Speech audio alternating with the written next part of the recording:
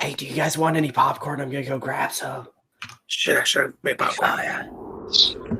Hold on, I just gotta scoot past all 12 of you. I don't know why I sat in the middle. Do you know a lot of people didn't even know this movie was made?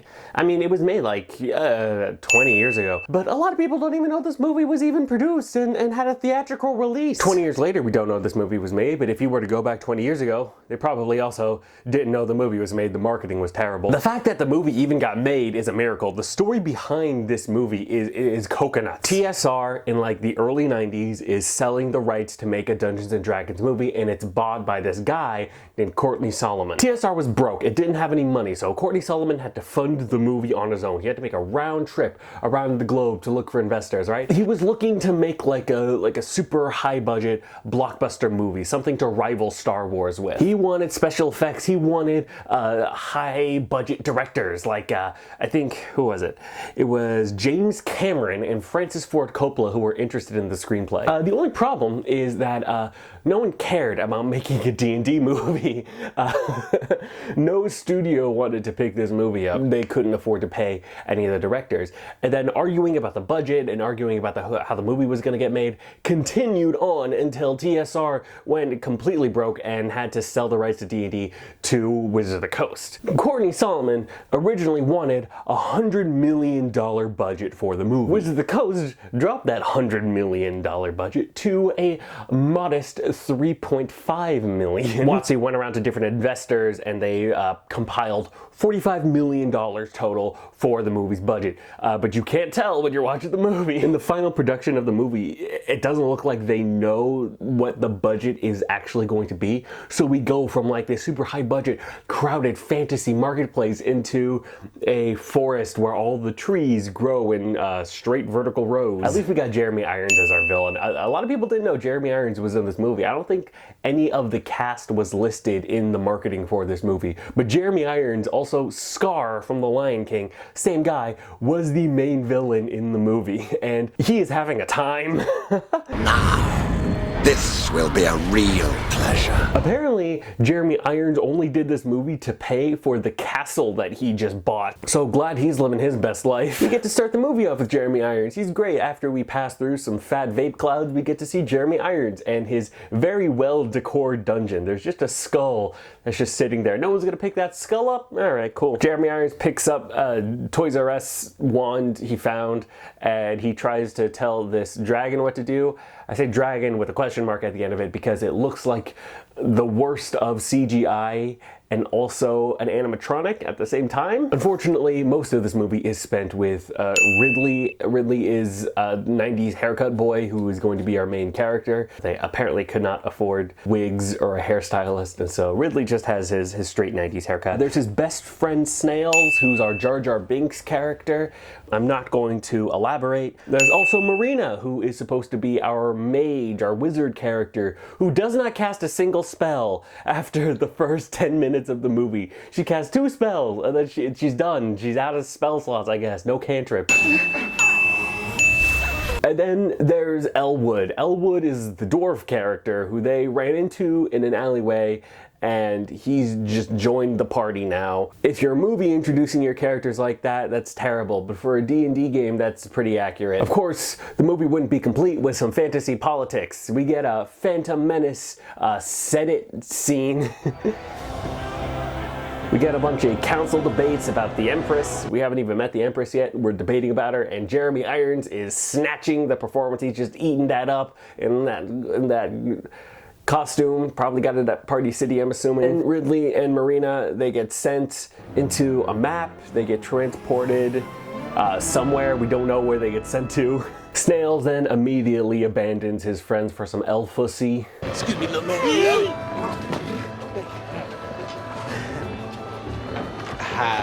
Then not Jeremy Irons, but the bad guy with the sparkly blue lipstick comes in. He's here to catch our heroes. He wants the map. But then they just start a bar fight and head out of there. Now our heroes are in a Renaissance festival. They're trying to speak with the Thieves Guild. And then I just want you to show at 32 minutes and 6 seconds just the performance that the guy in the purple makeup is doing. Specifically the part where he goes, "Branded right where your nose used to be."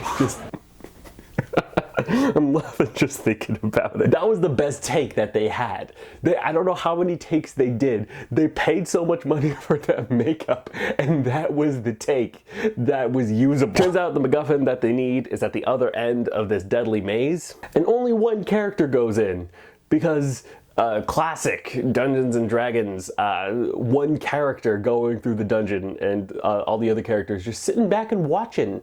That's what, and that's the fun D&D experience I'm used to. They collect their prize, and then the bad guys show up, they have a little bit of a tussle, and the heroes get out of there. If this is starting to sound repetitive, don't worry, it only gets more repetitive from here. Marina gets captured by the bad guys, oh no! What is she gonna do? Teleport to get out of there? Because she's the mage and she cast a teleportation spell earlier?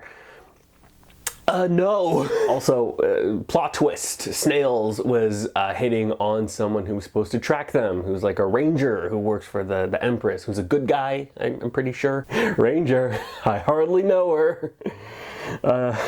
I fucking hate myself so much. This ranger lady is also wearing the goofiest looking armor that would probably make Jill Barrett cry. The ranger's name is Norda, and she works for the Empress, and you could tell because she does a fantasy FaceTime with the Empress. The Empress can only be filmed from the chin up. For some reason, her shoulders are completely cut off, and she has all that headroom. Just gotta tilt the camera a bit down, just down a little bit. So you're cutting off her neck right now. Marina is then interrogated by Sparkle Lips, and then there's a really good tentacle effect. You can tell how good it is because you can see exactly where the line of where the digital effect starts and where the rest of the footage begins. Don't worry, our male heroes are here to rescue our non-spell casting female mage, because of course she needs to be rescued. But not the dwarf. The dwarf doesn't get to go on the mission for some reason.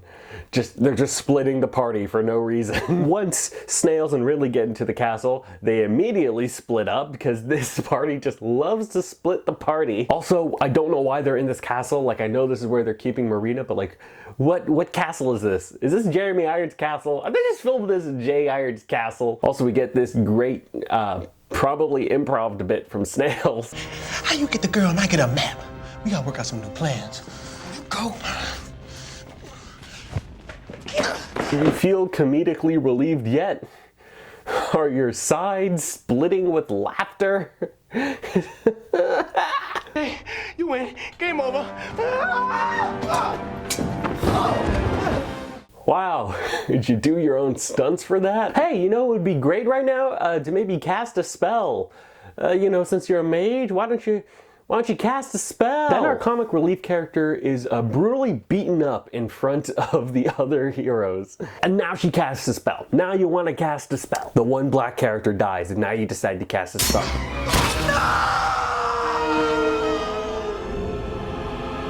Okay, I see how it is now. You know what I would like after that riveting action scene? Some more fantasy politics. That I just love more Phantom Menace Council Senate scene. And also the Empress needs like a milk crate or something to stand up. Her shoulders just keep getting cut off by the camera. Just point the camera down just by a little bit.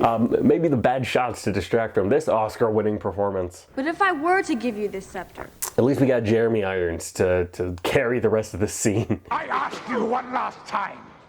Will you submit to the ruling of this council and relinquish your scepter? Yeah, don't emote too much, you're just being usurped. Yeah, don't emote too much, you're just being usurped from the throne. We then cut back to Ridley, who's getting his wounds healed by an NPC because no one decided to play a cleric. Alright, now, if you look closely during the scene, you might be able to tell that the acting is pretty bad. I'm not gonna die over some power struggle between a couple greedy mages. Our heroes now move on to the next dungeon, which for some reason only the Backstreet Boy can enter. The party is once again arbitrarily split. Why does this movie keep splitting the party? Were the actors too expensive to hire for the rest of that day? You already did their costumes. Ridley then finds an actual cool puppet. I really like this effect. I think it's really cool. And the puppet gives him another Toys R Us wand. Now it's time for that $45 million budget to show in the grand finale. Turns out the special effects of this movie was rendered on an ATM. And oh look, Marita's been kidnapped again. Oh no, maybe she can cast a spell or something. Let's just give the bad guys the MacGuffin instead of like casting a spell. $45 million budget, guys. Great work. We are now approaching the movie's climax where there is the wackest green screening you will see in your entire life. This movie looks like I green screened it. Give this man an award. Destiny! Give this man an award right now. Now, our main hero and villain duel over some witty dialogue. What a shame. Scratch that about the witty dialogue. And now we get to the final fight, or whatever this is.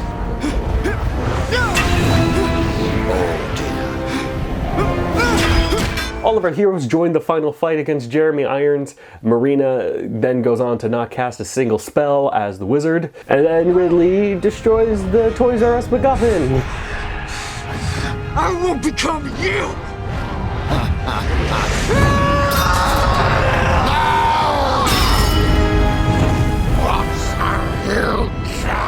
Yay! Jeremy Irons then gets farquadded. Yes, I'm using farquad as a verb. The movie then ends with our heroes mourning the loss of They snails. ask you how you are, you just have to say that you're fine when you're not really fine, but you just can't get into it because they would never understand. And then has a little bit of sequel bait in there. They really thought they were getting a sequel.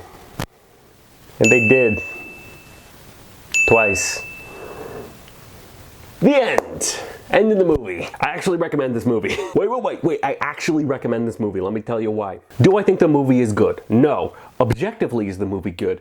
Absolutely not. Will it make you more grateful for whatever we're going to be getting March 31st? Absolutely. Just the one clip of Chris Pine talking in that one like D&D promotional video where they're casting Speak with Dead is 10 times better than this entire 100-minute movie. But you know what else I liked about this movie? The actors are on sets with props. We watched this in the Discord. I tried recording it. It was not salvageable. But here's the beginning before everything got messed up. And also you should subscribe to the YouTube channel, please. Guys, where's the dragon? Where's the dragon? Where's the What's dragon? a necromancer? Guys, set design is hard. You can tell because there's a skull. It's so true. It's like single skull. Guys, the coffin got jammed. I can't pour bones into the grinder anymore. There's so many skulls. Why are they